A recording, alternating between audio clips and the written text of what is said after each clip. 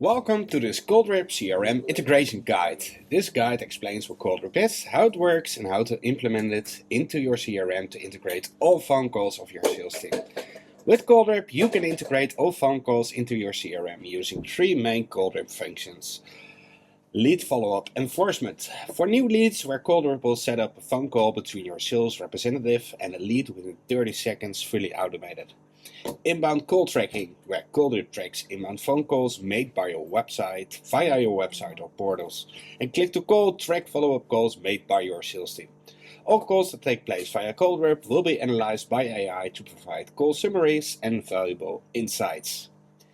First, lead follow-up enforcement. When a new lead enters the CRM, the lead will be sent to Calldrip immediately, and Calldrip will call all available sales representatives. The first sales representative who accepts the Calldrip call will hear a brief whisper with the lead's details and be connected to the customer via phone within 30 seconds. This ultra-quick follow-up will result in more conversations and a better customer experience. So, how to send these leads from your CRM to Calldrip? It's quite simple actually. You will receive an endpoint from us and you send a lead to Calldrip using the ADF format. Calldrip will then set up a phone call. You can test this in Postman to see how it works. In your CRM, create settings on the lead source level. For example, for email campaigns, you may not want to send those leads to Calldrip to enforce a call, since this is not a direct lead with urgency. You need to be able to toggle this on or off per lead source. Also, save the matching Calldrip account IDs with your locations in your CRM, so you can send the leads to the correct Calldrip account. You will receive the Calldrip account IDs from Calldrip support team. When a lead is sent to Calldrip or something is changed, for example, a sales representative picks up a phone or the call is analyzed, you will receive a webhook via Calldrip with the call details at that moment. We will cover how to process this in your CRM later in this video. Inbound phone calls. Calldrip will provide you with phone numbers that you can place on marketplaces and your own website. When a phone call comes in, on that phone number we will set up a phone call and provide valuable insights into those conversations with AI. For your CRM integration, you do not have to send anything to us, but we will provide your CRM with all the call information via the webhook. We will cover the webhook later in this guide.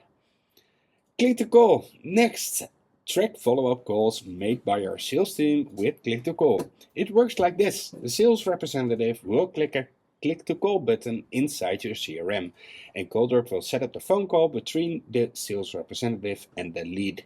To make the click to call happen, you have to send a short JSON to Calldrip's click to call endpoint to let Calldrip set up the call.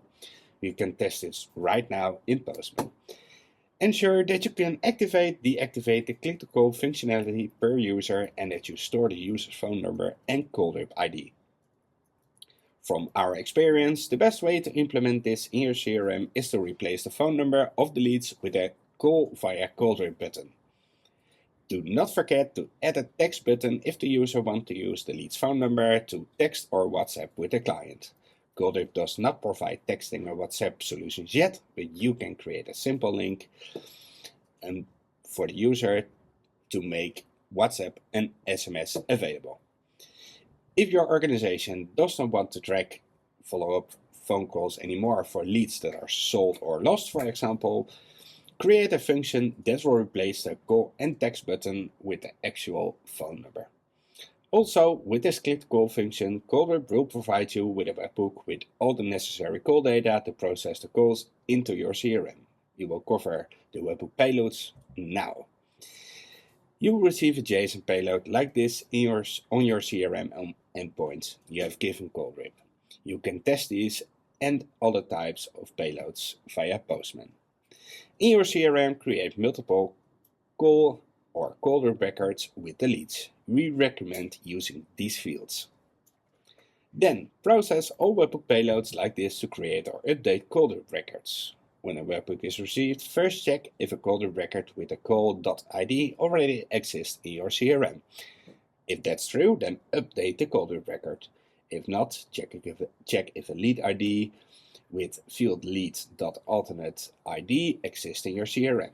If true, create a new Calldrip record with that lead. If not, check if a lead record with the phone number or email with lead.phone number or lead.phone exists in your CRM. If true, then create a Calldrip record with that lead. If not, create a new lead in your CRM based on the Calldrip data and create a Calldrip record with the newly created lead.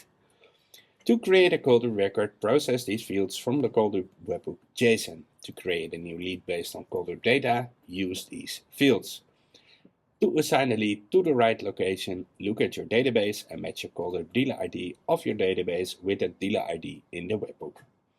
You can add endless features to your CRM with Calldrip data, but we will cover the most popular ones. Stop the clock feature. With this feature, you can add a timestamp when a webhook payload hits the system where the agent email is not empty, to determine how fast a representative responds to a lead.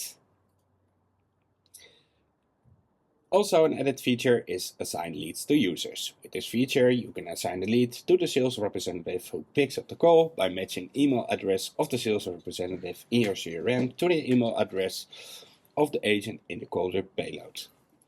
That's it.